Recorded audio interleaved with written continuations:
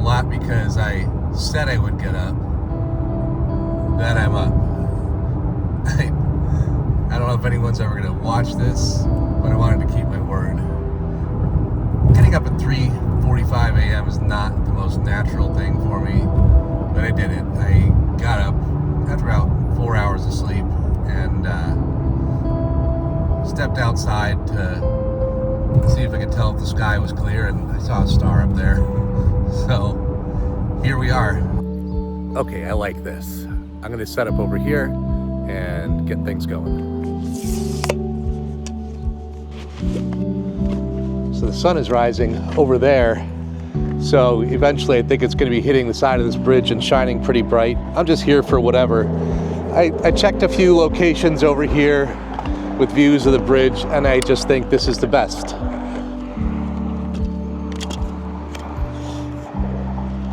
It is pretty out here. I should do this more often. I like sunrise once I'm there for it, but I also like my bed. Probably gonna want some rise here.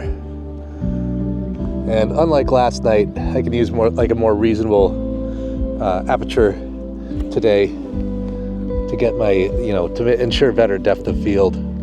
That looks pretty sharp there. But I am not very well aimed at the subject.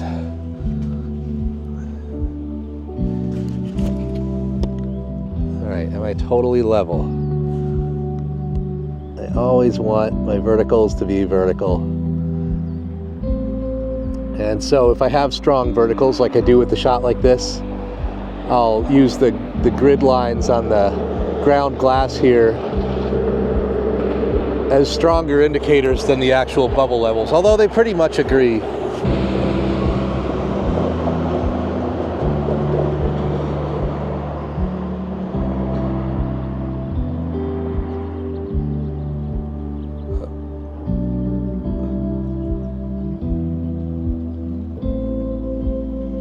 Figure out our exposure before the sun comes up and changes everything. So this morning I'm going to shoot Ektar 100. It's a color negative film made by Kodak. Now this goes all the way down to ISO 6.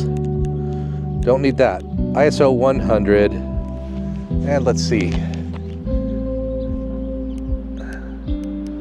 The sky is reading 11. The bridge is reading like 8. The shadows under the bridge are reading 5, 6. So if deep shadows are, deep shadows I care about. I want to keep texture in there because there's like slats of wood. And the sky is 11. I can put the sky in sort of bright with detail. So let me reference my handy dandy little saved note here. So very light with texture is zone 8. Yeah, so that's like only about 5 stops of dynamic range is all I can find here.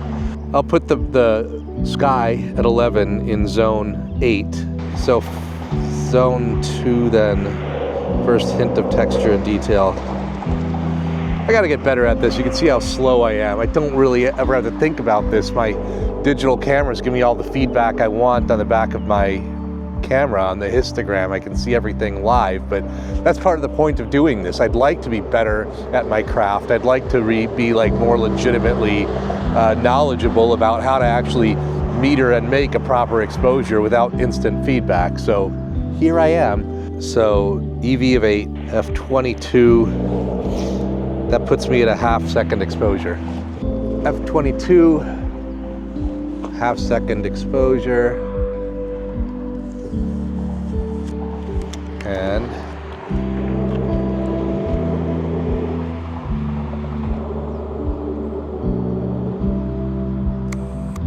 all right, there we go. That's one exposure. You know what? I've been bracketing exposures, but I only have 4 frames of color today. I'm going to save the other exposures and just hope I got that right. And if I didn't, it's just film, and I'll learn something. Let's go find something else to shoot. Or actually, I don't know, let's see what happens when the sun comes up and hits this.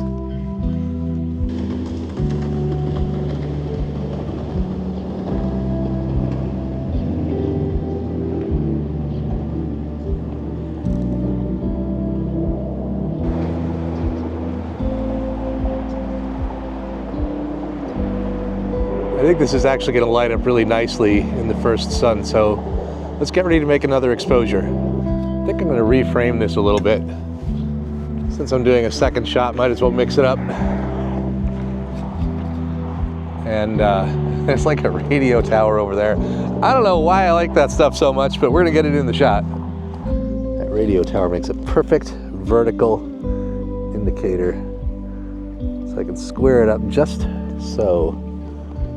And the bridge is still in here, although actually I can use a little bit more rise to get it in there. It's kind of tight in the composition. I don't want to lose the bottom, but I've got some room. I hope I paid close enough attention to that on the first shot to get the top of the tower fully in the frame. I might not have. I might have screwed up. We're going to find out eventually. I can't get everything square at once. Maybe I don't know. I mean, the verticals aren't exactly quite perfect. And I'm not sure why. I'm not sure like if there's something that's off vertical. Oh, you know what? Okay, one thing of note is the back of the tower supports are a little bit at an angle. So I got to use, I think, like the forward beams.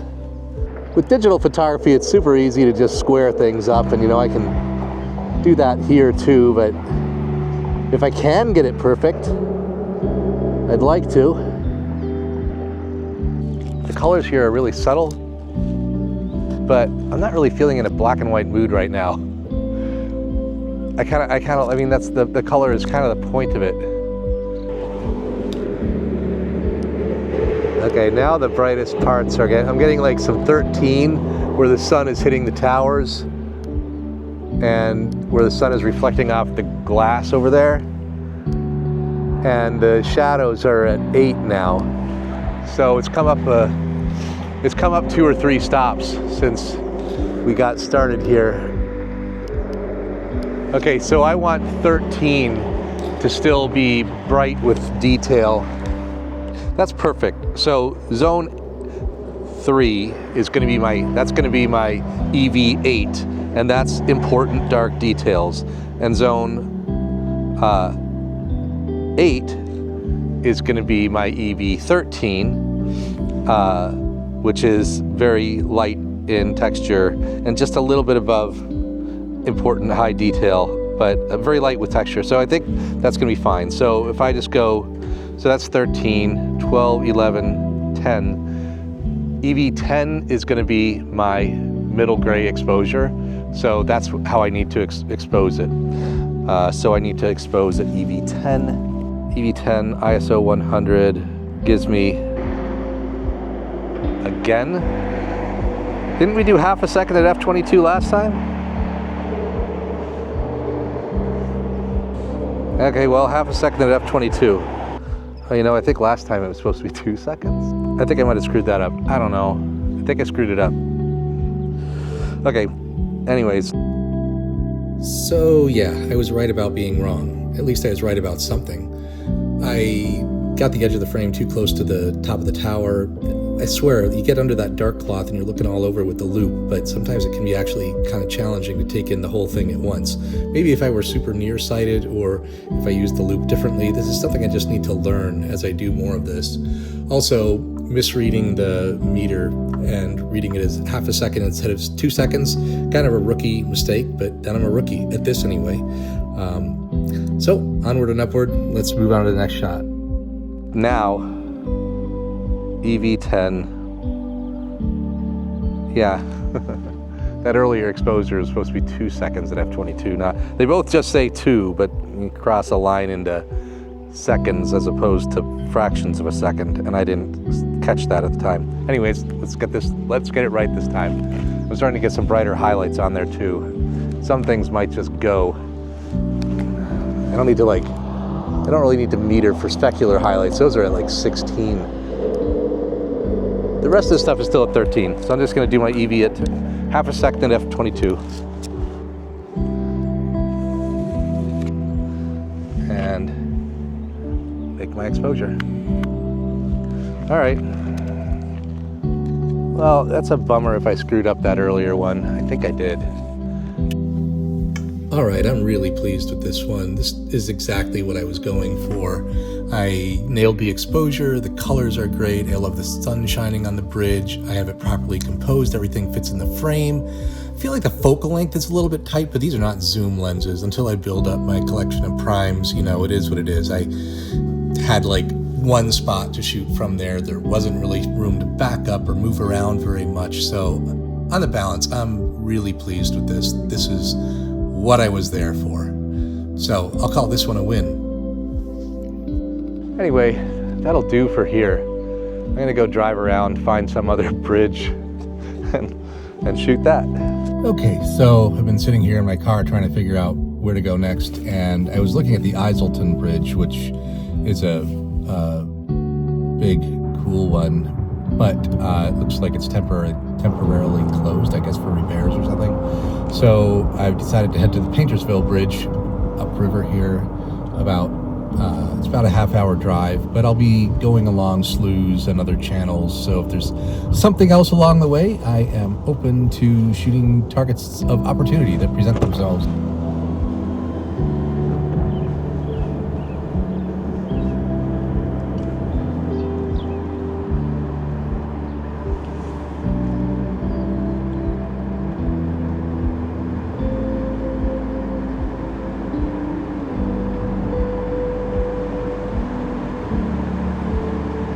Well, hey, guess what? The Iselton Bridge is not temporarily closed. It is open and working just fine.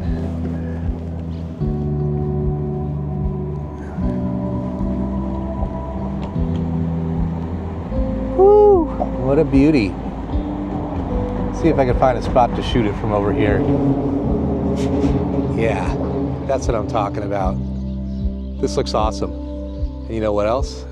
There's another thing over there that looks pretty awesome too. You can't really see it through the tree here, but I think I might have two things to photograph right here in one spot. So let's get this party started. Yeah, and look at that. I mean, is that sexy or what? I love it.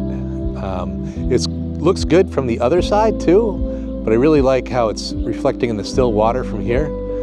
So I think I'm gonna make a photograph of that as well. All right, I want to get this done before the sun rises up over the counterweight there, which is keeping me nicely in the shade. Not because I need to be in the shade, but because I like it being backlit and I don't really want the actual orb of the sun in the photograph. If it is, I'll deal, but I'm hoping to avoid it. Anyway, gonna check my viewfinder app here, see if the 150 is gonna be the right choice for here, or if I actually need to. 150 is tight.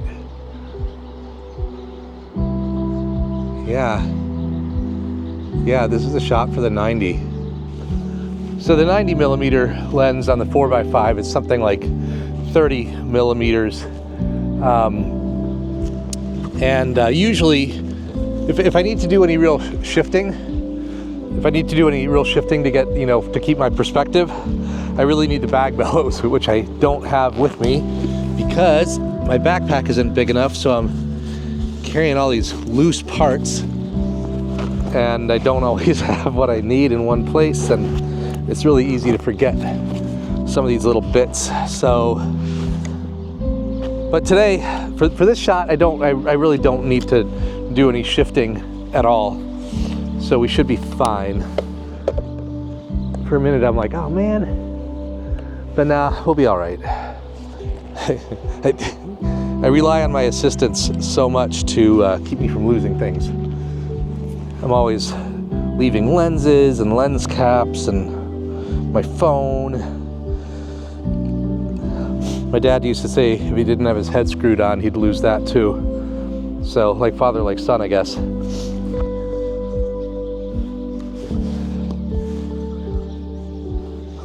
Wrong knob. There we go. Yeah, it's so pretty. Oh yeah. Very nice. We got some of this grass down in the foreground. Yeah, this is so nice.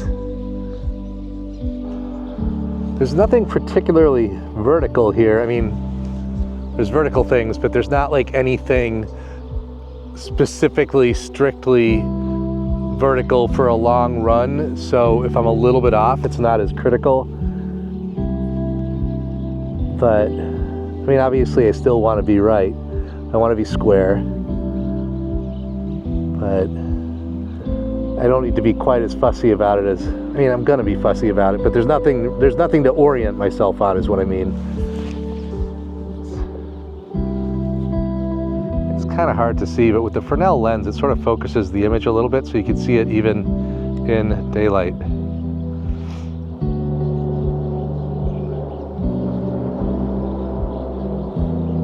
I'm gonna do color again. What the hell? I've got it. That's what I feel like shooting today. The bridge is yellow. I like these sort of subdued colors in the scene here. Okay, the concrete counterweight here, I'm getting a 12 2/3 EV. The yellow, 13. The water, 15. The reflection, the bright parts of the water are 15. And 15 2/3. The bright sky there is gonna be like nuclear bright, like 19. So I don't care about that. That can go. But I'd like to keep detail in the water down here. So that's 16. I don't want to lose like the ripples down there. So if that's 16 and the bridge is 12.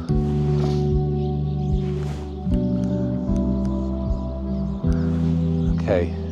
So I'm going to make 16 like the edge of where I'm holding detail. And the shadows are 10 2/3. 13 wouldn't be a bad place to put my middle exposure. If like the concrete there and the bridge itself are like middle gray, that works for me. And then even the shadows are 11. And then the brightest parts are that I care about are 16. So that's still within range. I'm just going to expose this at EV 12 2/3. So at EV 12 2/3, f22, I'm at like 1/13 of a second. Let's go to f32, 1/8 of a second. A little, like a third of a stop under 32.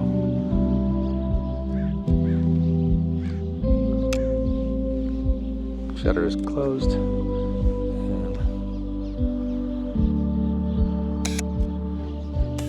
There we go. That's all there is to it.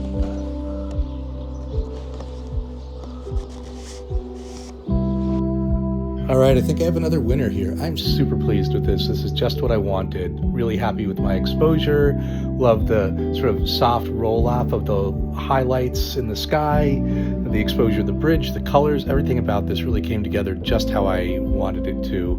So very pleased with this. It's gratifying to see some progress being made after sort of the early steep learning curve, just with the 4x5 and manual metering and exposure and leveling and setup and all the different things I can forget and screw up.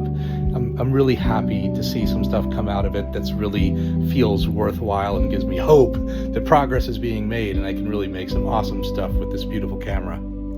Also, I'm not a pixel peeper. I'm not into this for like super resolution.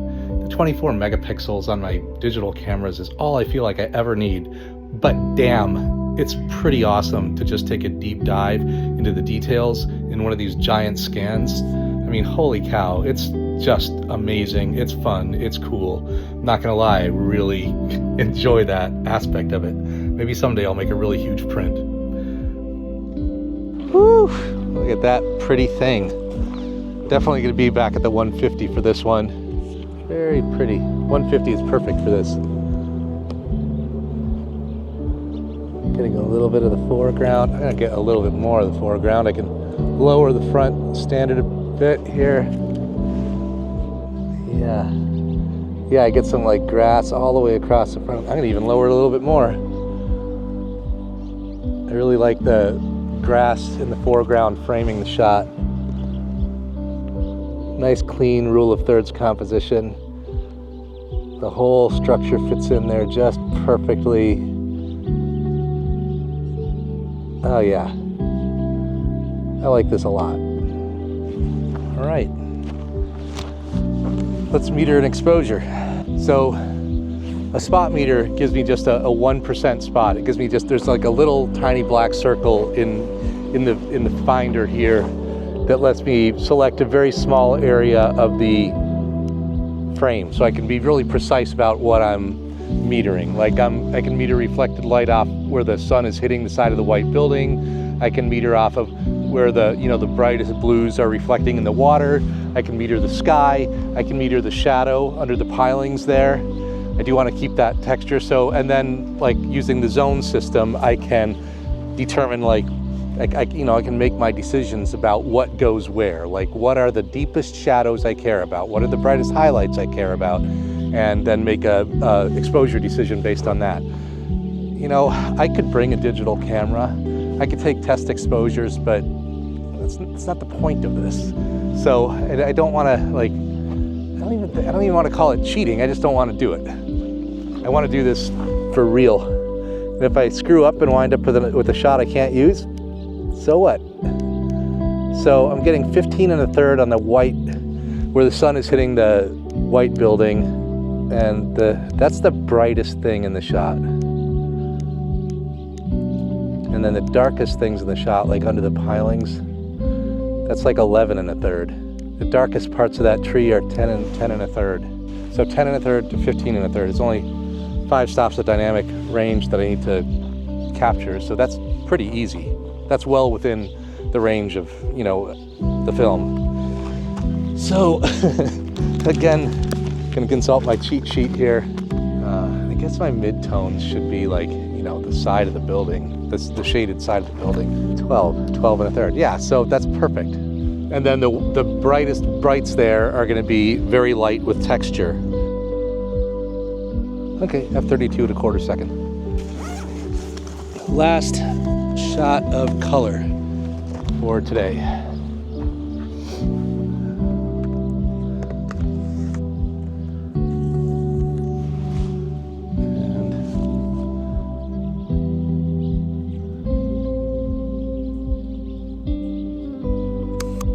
Go. There's going to be some little streaks of birds flying around in the air.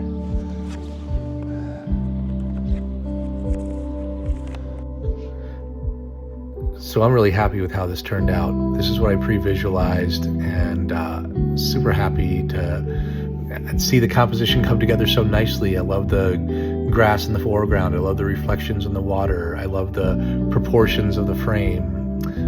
Really happy that I, nailed the exposure. This is what I wanted, so really happy to see it turn out so nicely. The scan has some technical issues that I need to spend some time on. Still getting a little bit of banding from the scanner, but that's something I'll continue to address.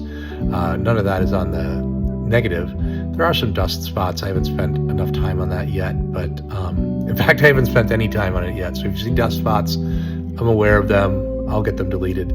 One thing that's not on the negative, there's this a light band on both the left and right side of the frame. You might see that, especially in the water on the left. I'm noticing that on more than one negative from this batch of Vector. Don't know what it is, haven't seen it before, but it's a curiosity. Anyway, on the balance, really happy with this. Since I'm set up here, I think I'm going to make a black and white exposure of this as well. And for that, I'm going to be on Ilford HP5, which is a modern black and white emulsion at ISO 400. So I really just need to open up 2/3. I mean, two stops. I need to open up 2 stops. So I'm just going to do that with shutter speed. I'm going to go to 1/15th of a second. Around, and shutter is cocked.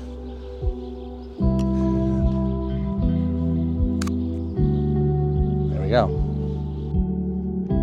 Okay, so the first thing I'm noticing is, for some reason now, when I look at this again, as I'm putting this video together, I'm noticing those light bands on both the left and right side here too. So it's not the film, it's something in my process is causing that. I don't know what it is. It doesn't seem like it'd be a mishandling of the film holder. I don't know what it is. And again, you can see the banding here in the water. That's a scanner issue. Working on getting that dialed in. You can see that the film was a little bit askew in the film holder.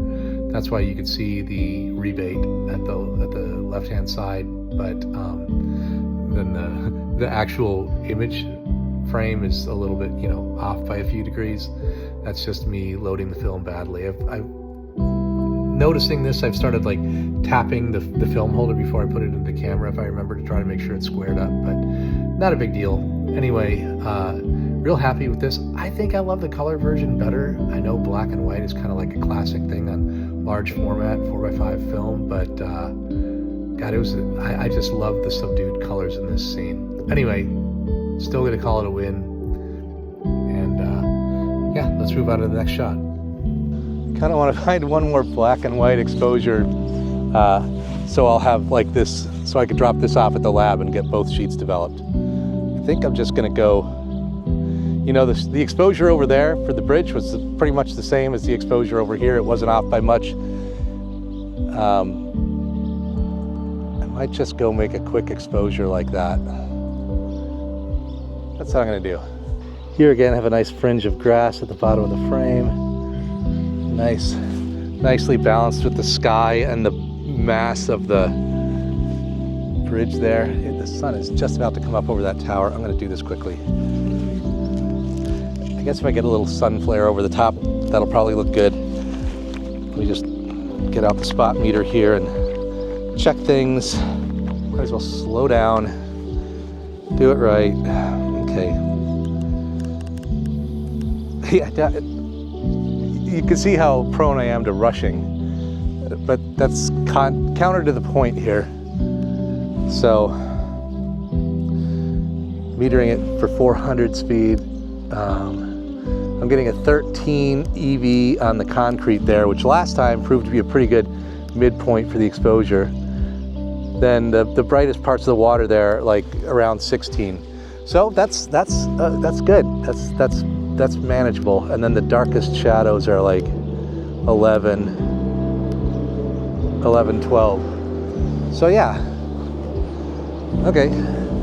So I'm just gonna use a reading from that gray concrete at 13. I'm gonna expose this at EV13. EV13 ISO 400 gives me f32 at 1/30th of a second. I wish I could freeze the birds, but even at 1/60th of a second, they'll still be 1/20th of a. What if I go to f16, 1/125th? I might have some. What the hell? We're just messing around here. Let's do f11 at 1/250th and see if I could freeze the birds a little bit. 1/250th. F11. Yeah, the sun is definitely coming up over the top now. I don't know how that's gonna look, but okay, 3, 2, 1. Boom. All right, let's see what happens.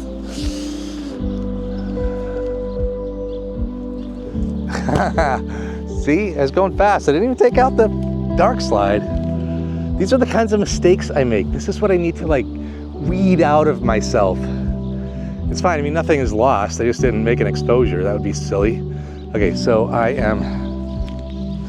shutter is cocked again. Taking the dark slide out again, or not again, for the first time. And then wait for the birds to be, like a nice little mess of birds to be under the bridge.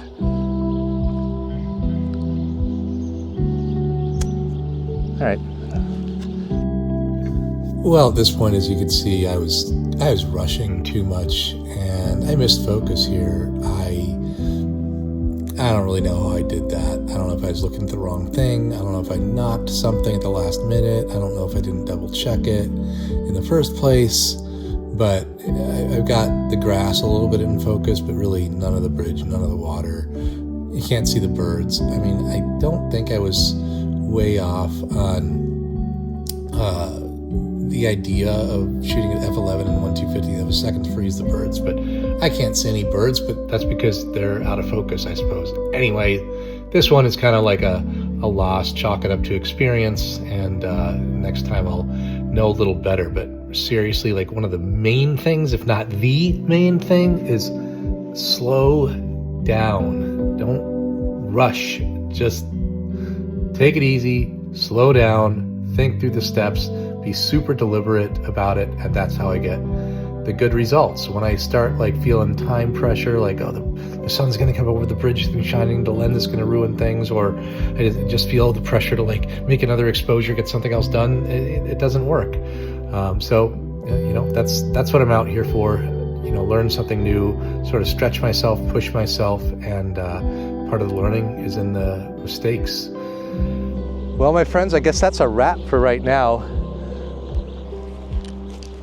Thanks for coming along.